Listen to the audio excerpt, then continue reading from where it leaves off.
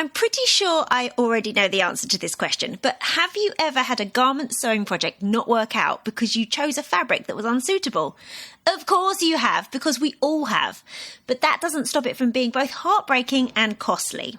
Navigating the selection available in fabric shops and online can feel overwhelming. So in this solo episode, we're going back to the basics of fabric. We'll be laying the foundations on which to build our knowledge of fabric types and what garment styles each fabric is suitable for. Even if you've been buying fabric for some time, this episode might give you some new insights and additional knowledge to increase your confidence in fabric selection further still.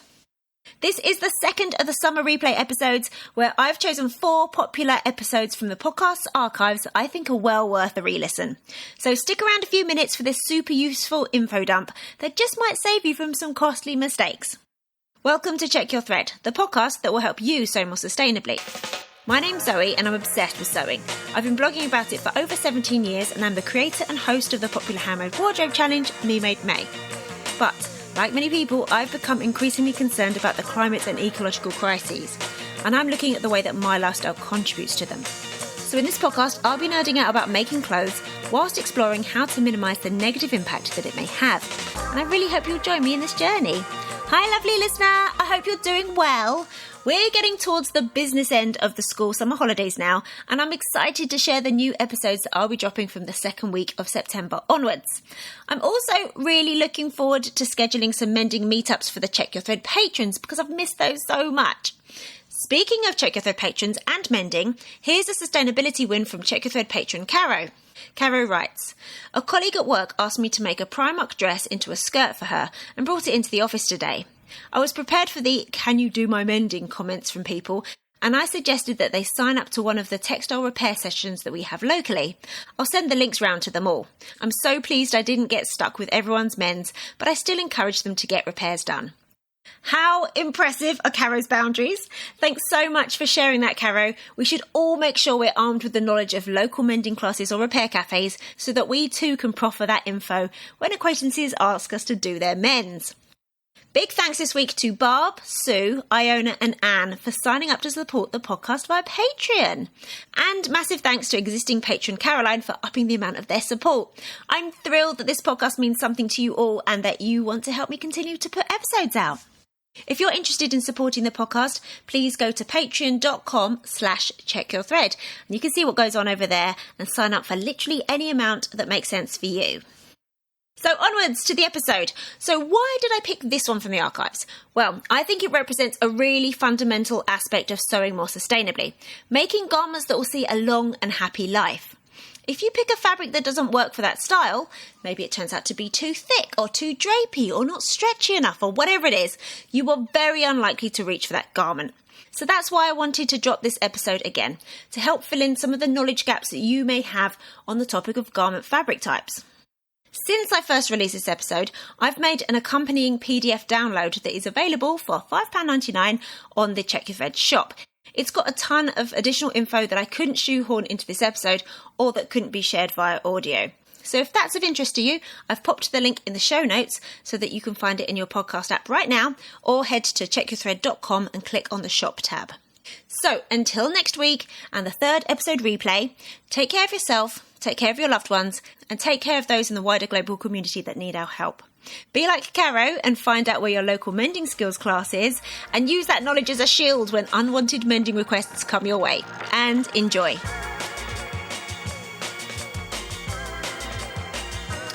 Recently, I received an email from a listener called Nikki. Nikki has given me permission to share the contents of that email, so here we go. I've been thinking a lot lately about types of fabric and how to choose an appropriate fabric for the garment or pattern you have in mind. By way of explanation, I am now 58 and first learned to sew when I was a teenager in the 1970s, but there was a much smaller range of fabric types to choose from back then. The options were basically cotton or polycotton or nasty things like crimpline. Although I was given a sewing machine as my 21st birthday present, I didn't make many garments over the intervening years, and my sewing seemed to be mainly curtains and fancy dress costumes for my kids, and in more recent years, patchwork quilts. I've been getting more into garment making again in the last couple of years, but the range of fabric types now available to home sewers seems to have expanded massively. I'm increasingly confused by it all and have made some disastrous and wasteful and expensive mistakes with fabric choices on several occasions. I wonder if a podcast on this topic might be useful not only to old school but also newbie sewists and would help us make appropriate choices for garments, hopefully then avoiding mistakes that are costly in both environmental and financial terms. I thought this was a fantastic prompt for a podcast episode. Thanks, Nikki. Choosing suitable fabrics for our projects is absolutely at the core of sewing more sustainably. As you start to get interested in making, mending and altering clothing, you quickly realise that there are more types of fabric out there than you ever imagined. Plus, as new fabrics are developed and become available for home sewing, the language of sewing continues to expand. Yet through making our own clothes, we become acutely and often painfully aware of how important fabric choice is to the success of a project. We can carefully select a sewing project or pattern that we love and chimes with our style. We can make sure that the garment fits with our lifestyle and other items in our wardrobe. We can put time and effort into making a toile, pattern alterations and garment fitting. But despite all this, if the fabric is wrong for the pattern, then it's going to be a bust. Now, obviously, mistakes will be made, and that's pretty much unavoidable. And any lessons learnt through a failed project will be more keenly remembered, so there's certainly some value in that. So I don't want to make out that a failed project that occurred because of a bad fabric choice is the worst thing ever. And as previous guest Kim Whitten reminds us, sewing is meant to be a joyful experience. So we should hold a lot of this lightly, remember to laugh at ourselves from time to time, and not beat ourselves up for a mistake. But obviously, a failed project is annoying and costly. It costs us time, money, and the emotional investment in the project. Plus, there is the cost of all those resources that went into the fabric production and transportation. So we want to avoid it where possible. So today we are going back to the basics of fabric for garment sewing. So the goal is to help those who are new to sewing or, like Nikki, have returned to sewing after hiatus only to find that things have changed or expanded somewhat. So let's build up some basic knowledge about fabric so we can improve our chances of selecting something suitable for our future sewing projects. We'll also introduce some terms that you might encounter when fabric shopping with some useful context so that you can start to get a handle on them. Hopefully, the whole language of fabric will start to feel less impenetrable. If you're already well versed in fabrics, the content of this episode may be teaching you to suck eggs. However, it might still be a useful refresher, or it might be helpful to hear about fibres and fabrics in the way that I'm about to break it down. So we can start to get a handle on all the garment sewing fabrics we may encounter by looking at the differences from two different angles. 1, what different fabrics are made from, and 2, how different fabrics are produced. So when you look at the names of fabrics that are being sold for garment sewing, it can get super confusing about what they actually mean. But lots of the names you'll encounter literally follow this formula: the fibre, and then the form that those fibres have been made into. So let's crack on now with what is fabric made from. The basic ingredients of fabrics are fibres, which are then spun into yarn ready for fabric production. There are 3 basic categories of fabric fibres. Firstly, natural fibres. You can get plant-based fibres, and they include cotton, flax that becomes linen, and hemp. There's also animal-based natural fibres, which include sheep's wool, mohair, angora and silk. Natural fibres require less processing than other categories before they are ready to be used in fabric production. Natural plant-based fibres usually produce stable fabrics that are easy to sew. Right, the second category is regenerated fibres, aka semi-synthetic fibres. So these fibres are used to create viscose or rayon, bamboo, cupro, modal and lyocell or tencel. So tencel is a brand name of lyocell. These fibres start life as plant or wood pulp, or cotton linter in the case of cupro. So their basis is natural, however, the raw materials have to undergo so much processing for the fibres to become suitable for fabric production, often with the use of a lot of chemicals, that they are not classed as natural.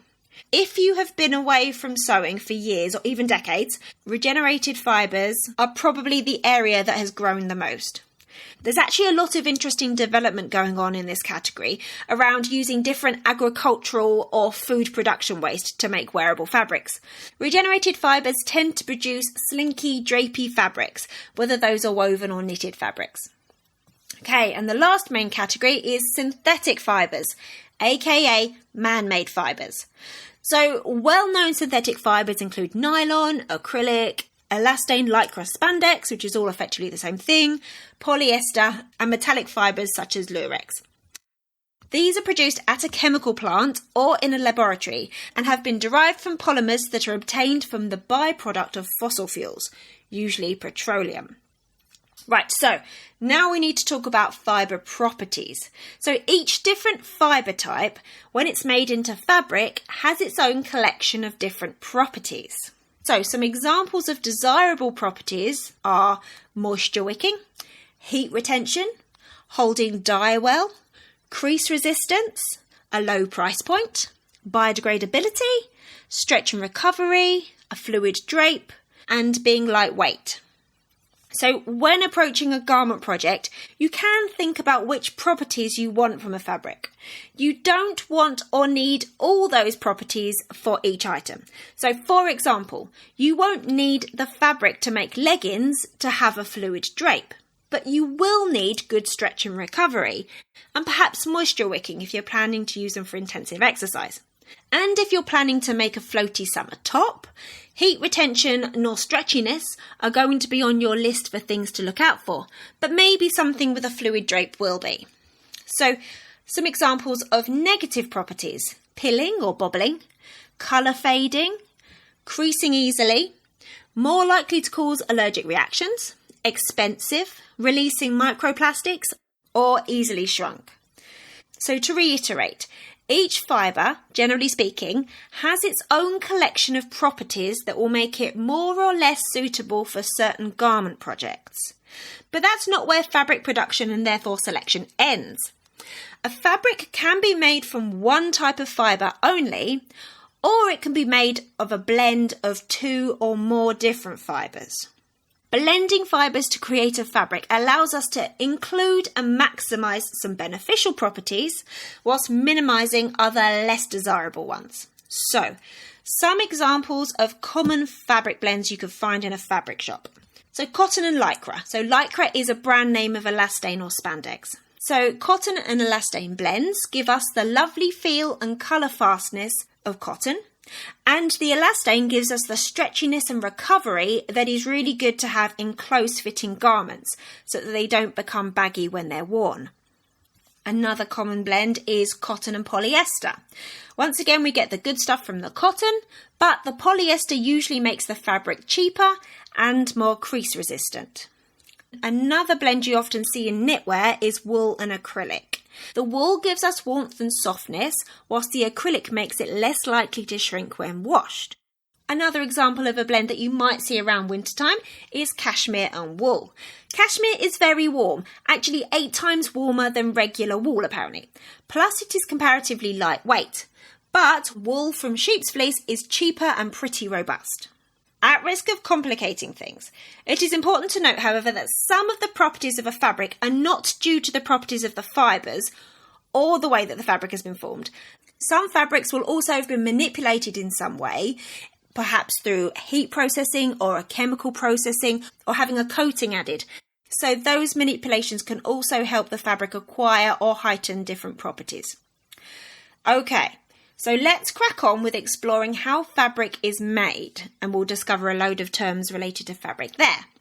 So once the fibres have been spun into yarn, there are 2 main ways in which fabric can be formed. There is woven and there is knitted. There is also bonded fabrics, but those are less commonly used for garment making, so I'm ignoring those for today. Right, okay, so let's talk about woven fabric first. Woven fabric is often where most people start when they're dipping their toe into garment making, isn't it? So imagine a basic loom with threads running vertically, the warp, and threads travelling horizontally, the weft. So the weft threads pass in front of and behind the vertical warp threads alternately. This simple weave pattern is known as plain weave, among other things. So the plain weave technique is used to create quilting cottons, most shirting fabrics including poplins, voile, lawn, chambray, most linen fabrics and many, many more. In fact, most of the woven fabric you will find in a fabric shop has been created using this simple weave technique. So although those different terms, quilting cotton, shirting, poplin, chambray, lawn and voile, they've all been made using that basic method, most of the difference between them relates either to the thickness, the crispiness, the drapiness, or something else that distinguishes them in some way. So let's go through them. So quilting cotton tends to be very stable and easy to handle. There's actually quite a lot of debate about whether or not they are suitable for garment making, but you can totally make shirts and dresses out of them as long as they're styles that don't really require very much drape. Shirting and poplin fabrics are kind of what it says, the kind of fabrics that you'd use to make a button-up shirt. So they are great options for lots of other types of garments as well, including anything that requires like a bit of volume, such as gathered tiers or puffy statement sleeves. Shirting and poplin fabrics have like a lovely crispness to them, but they're also usually like lighter weight than a quilting cotton. So chambray is a fabric that is often used for making shirts as well. It's made using a coloured thread, which is usually blue, in the warp, and white threads in the weft. So when the coloured thread is blue, it can actually have like a similar appearance to denim, which it can sometimes get confused for. So lawn fabrics, such as cotton lawn or viscose lawn. These are lighter weight and a bit more drapey than a shirting or poplin. Cotton lawn is lovely to work with. It's quite stable and well behaved. And viscose lawn is drapier and slinkier than cotton lawn. Lawns are arguably most suitable for blouses and tops, but also possibly dresses if the lawn in question isn't too sheer, or I guess you're planning to line it. Okay, so voiles, such as cotton voile or viscose voile, are even lighter and more drapey still than lawn. They are usually very sheer, which is also why they are often used for sheer curtaining. So as I say, plain weave fabrics are the most common in a fabric shop. But there are other types of woven fabric weaves, and two others that I'm sure you will find in a fabric shop are twill weave and satin or sateen weave. So let's go through those. So twill weave is identifiable because if you look close, you'll kind of see like a diagonal line. It's used to create gabardine, tweed, and most famously denim. However, it can also be used to create finer fabrics with fibres such as viscose and tencel. So the diagonal pattern makes it comparatively strong because it's harder to tear than a plain weave. It's also comparatively flexible as well. So although twill is a type of weave, if you see the word twill written on a pattern envelope or a fabric roll, it's probably referring to a medium to heavyweight woven cotton or cotton blend using the twill weave technique. So gabardine is usually used for structured outerwear. Tweed is typically pretty thick and itchy, so it's usually used for like suits and other kind of structured garments that won't be sitting next to the skin. So denim is a broad term that can include like lightweight fabrics suitable for shirts and dresses, right up to super stiff and hard-wearing workwear. So when picking denim for a specific project, you need to concentrate on two things. Do you require any stretch content? And how heavy do you think the denim needs to be? So finding out if there's any stretch content is fairly easy because that will be in the listing, or you can give the denim a tug if you're shopping in person. But in terms of weight, so once again, you can kind of feel the denim in the shop. However, if you're buying it online, it can be more tricky. So often like denim fabric listings on a website will include the weight. That's often shown either in ounces, which is ounce per square yard, or in GSM, which is grams per square metre. I know that sounds a bit confusing and I'm not going to go into it more today, but there are ways of figuring out what kind of weight is suitable for your project. So if your pattern doesn't specify a weight of denim, you can either order a swatch to gauge suitability until you start to understand these weights, or I would recommend doing an online image search for that denim weight, and then compare the types of garments that have been made in it that you see on the image search with what you're hoping to achieve. Another popular twill is tencel twill, and this is a type of fabric that is increasingly available for garment making, but it's a much lighter weight drapey fabric. Okay, so satin or sateen weave is another type of weave that you will probably find when shopping for dressmaking fabrics. So this weave pattern is created by the threads passing under one thread and then passing over 3 or 4 threads. So this means that more of the threads are uninterrupted and pushed towards the right side of the fabric, or floated on the right side of the fabric, resulting in a nice sheen. Okay, so to clarify, when I say sateen, I'm not saying satin in a silly way. They refer to different fabrics and are spelt differently. So both satin and sateen are produced by the same weave pattern, that under one over several pattern, resulting in that sheen. The difference is the fibres that are used. So satin is made using long filament fibres. So traditionally that's silk, but cheaper synthetic versions using nylon and polyester are also available. The long filament fibres reflect more light, so these fabrics are pretty shiny. Sateen is made using short, stable filament fibres, including cotton and rayon. So these shorter filament fibres are not able to reflect as much light. So whilst the weave pattern gives them a sheen, they're not like shiny. I hope that makes sense. So as I just explained with twill, however, the word sateen has grown to refer to not just a type of weave, but also as a descriptor to a specific type of commonly found fabric. So sateen is usually made from cotton and is frequently blended with elastane to produce like a stable medium weight fabric, and that can work well for trousers or more structured fitted dresses. Lighter weight sateens suitable for blouses and more flowy dresses, they can be found, but generally speaking, when you see the word sateen or cotton sateen, it is usually that slightly thicker fabric that's more suitable for trousers or slightly more structured dresses. Okay, so another word that you'll find in a fabric shop that is related to weave is crepe. So crepe actually refers to a variety of fabrics, but all of them tend to have a slightly granular, moss-like textured appearance. So crepe is actually made using plain weave pattern, the one in, one out kind of pattern. But they tend to look and behave quite differently from regular plain weave fabrics because the threads are handled in different ways. So some crepe fabrics are made by twisting or altering the tension of the yarn as they are woven, and some are made by applying heat or chemicals.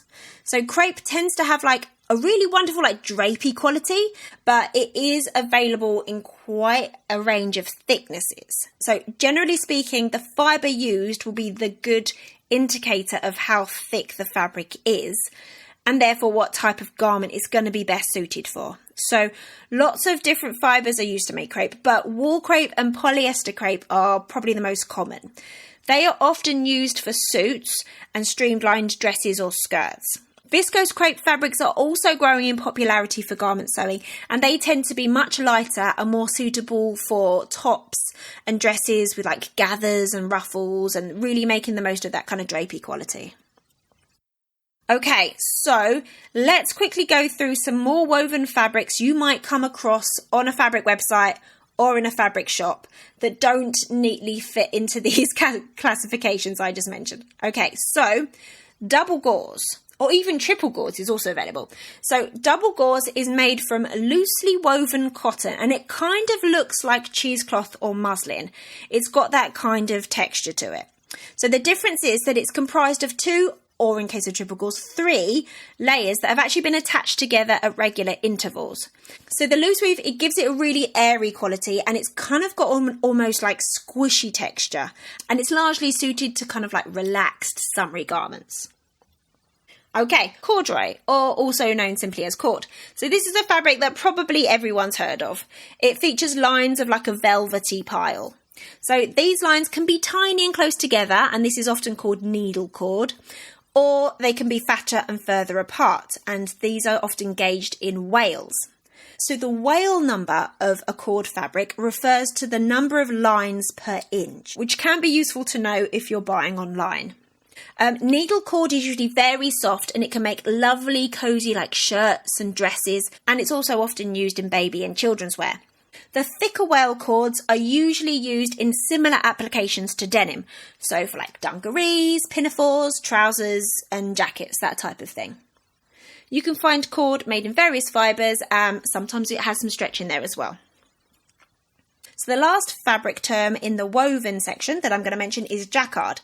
So jacquard is actually kind of like an umbrella term, but all of the fabrics that go into that bracket have a design or motif woven into them, into the actual like weave pattern itself.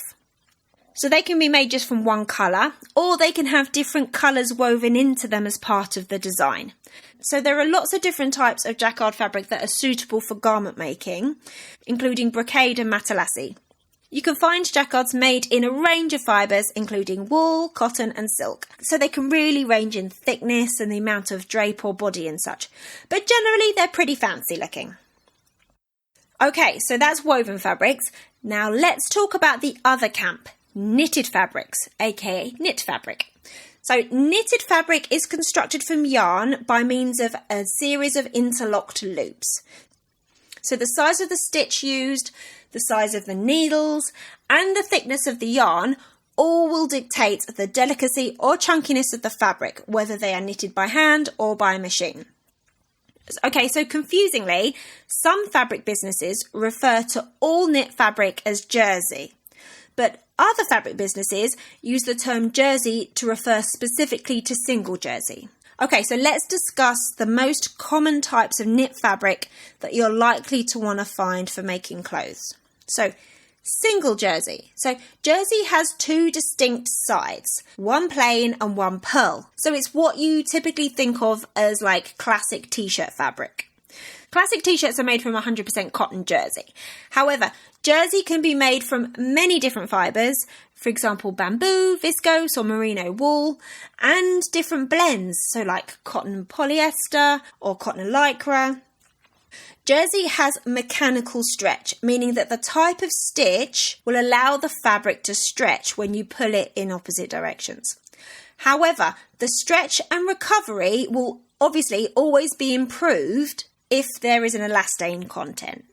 So jersey can vary greatly in weight, from like stable, durable, like heavier weight t-shirt fabric to like the slinkiest, lightest weight fabric you can imagine. Okay, another type of knit fabric is called interlock. So you don't see interlock in fabric shops all that much, but I think that's a real shame because it is really lovely. So interlock looks like double-sided single jersey, but it is thicker and it's got greater stability. It is like a really good option for those who are new to sewing with knit fabrics because it's one of like the easier knit fabrics to work with. Plus it's got this really lovely soft feel and like smooth appearance. Personally, I've only ever seen interlock made from 100% cotton. Okay, ribbing, aka ribbed knit. So ribbing is identifiable, unsurprisingly, by the lines or ribs running vertically down the length of the fabric. These make it super stretchy and therefore it's almost always the fabric of choice for like neckbands, cuffs and waistbands on t-shirts and sweatshirts. So another change that people that have come back to sewing more recently might notice is that ribbing is increasingly available in fabric shops for the purposes of cuffs and bands. So it's usually like a cotton and elastane blend and it's becoming available in like a big variety of colours. So the ribbing that's being sold for the purposes of cuffs and bands is often manufactured and sold in like narrow tubes. Lighter weight rib knits can also sometimes be found for garment sewing. They're usually very soft and very stretchy, so really great for like vest or tank tops and pyjamas and such. And on the other end of the scale, sometimes you can find thicker, chunkier weight rib knits for sale, which are used for like colder weather garments, such as like roll neck rib tops and dresses. Right, sweatshirt fleece. This is an easily recognisable fabric because it's got a smooth face and a fluffy, fleecy back which is made by mechanically brushing the fibres. Sweatshirt fleece is, unsurprisingly, great for making sportswear garments including sweatshirts, hoodies and jogging bottoms. It's usually made from cotton but is often blended with polyester and or elastane. There's actually quite a variety of thickness available in sweatshirt fleece, so bear that in mind when you're ordering online. Okay, French terry, aka loop back terry. So from the right side, French terry looks very much like sweatshirt fleece. However, on the reverse, you get these little characteristic loops of thread rather than the fluffy brushed appearance of sweatshirt fleece. So as with fleece fabric, it's available in a variety of weights, and it's usually made from cotton with or without an elastane content, but you can get it in other fibres as well. There's a French terry made from modal and elastane that Fabric Godmother sell, and it's just so drapey and gorgeous, and I've made like loads of things for it, including like drapey cardigans and winter pyjamas. So French terry generally is a lovely option for sweatshirts and joggers, or casual tops, dresses and shorts, depending on the weight. Right, fleece. So fleece fabrics, including the thicker variety polar fleece, are almost always made from polyester. As you probably know, fleece has excellent insulating qualities whilst being comparatively lightweight. Fleece tends also not to be very stretchy. One more type of knit fabrics that I want to talk about, and that is Ponte Roma, which is also known as Ponte de Roma, Punto de Roma, or Roma jersey. So this is another excellent option for those who are new to sewing or those who are afraid of sewing knits. So it is a commonly found variety of double knit, meaning that it is created using 2 sets of needles, and it's effectively like double the thickness of most jerseys. So this extra thickness means that it is easier to handle when you're sewing it, and the finished garments tend to skim over rather than like cling to the body. Ponte usually has a plain, smooth appearance on one side and a slightly more textured look on the other. So usually Ponte Romas are like solid fabrics. However, textured, striped and printed Pontes are now becoming a bit more easy to find in fabric shops too. So cheaper Pontes tend to be made from polyester, but they can also be made from cotton, wool or synthetic blends, and more frequently like a poly, viscose elastane blend. Okay, so we've talked about fibres and the ways that fabric can be formed. And we've encountered a lot of the words that we might come across when we're shopping for fabric or in the list of fabric suggestions on a pattern. So you might also be able to use some of this knowledge to reverse identify some of the fabric you already own, including the fabric that your garments are made from. I've definitely not covered every fabric term or fabric type that you'll find in a fabric shop or a website. Plus, unhelpfully, there are often multiple, including regional terms for the same thing. Or something particular you're searching for might be listed under an umbrella term, such as Ponte Roma being listed under double knit. But to summarise, what gives a fabric its properties and behaviours is the interplay between what fibres have been used and the way that the fabric has been formed. And it's these properties and behaviours that makes a fabric more or less suitable for a particular project. So the best way to get a handle on what fabric titles are more likely to be suitable for your project is by literally getting a handle on it. So if you can shop for fabric in person, then always unroll a decent amount from the bolt or the roll to see what it's like. So like what happens when you hold it up against your body, when you shake it about, when you take a handful and you crunch it up and then you release it, or what happens when you give it a good stretch in various directions and then let go. If you're doing shopping online, gathering knowledge will take a bit more of a concerted effort, but it is totally doable. So check if the description of the listing has any advice on project suitability. Order a swatch if you can, or if that's not an option, consider emailing the company for more information. And if you do order some fabric online, please don't be completely wedded to your original plan of use, because it might feel and behave a little bit differently than what you're expecting when it eventually arrives. So something I've never had the patience to do, but I think is a great idea, is to make your own little fabric resource book. Obviously, you can make this as simple or as elaborate as you wish, but basically I'm talking about a notebook in which you fasten swatches of fabric and then note down the name, plus any fibre content info or anything else. So you can actually buy professionally produced versions of these type of swatch books, but they are eye-wateringly expensive. Plus, they will most likely include heaps of info and swatches on fabrics that you're never actually going to want to sew with. So creating your own little reference on fabrics that appeal to you will be super useful. But for me, one of the best ways to get a quick handle on what types of garments a fabric may be suitable for is to see what garments are commonly made from it. So I do an internet image search, then I think about my experience of touching and interacting with those types of garments. I had to do that for both gabardine and chambray whilst researching this episode, actually. And remember, whether you buy fabric in person or online, you'll need to wash your fabric to get a truer idea of what it's like. There could be coatings or stiffeners on there that radically alter the handle and behaviour of a fabric until it's washed away. So I really hope that this episode has helped to demystify some garment fabric terms and types. Happy sewing! Thanks so much for listening. I really hope you enjoyed this episode and are left feeling inspired. For more info about the podcast, including show notes for this and every episode, head to checkyourthread.com. I'd love to hear from you, so if you have any comments, questions or ideas for future episodes, please get in touch by emailing zoe@checkyourthread.com or find me on Instagram @checkyourthread. Massive thanks to Patrick Potter for production support, to Sylvia Seller for the awesome logo design, and to Simon at Palm Skin Productions for the music. This ad-free podcast would not be possible without listener support, so if you feel you are able, please consider signing up to the Check Your Thread Patreon. For the equivalent of buying me a coffee each month, you'll be making it possible to continue producing regular episodes. Links can be found in the show notes and on the website checkyourthread.com. I hope you'll listen again next week. Until then, take care. Bye!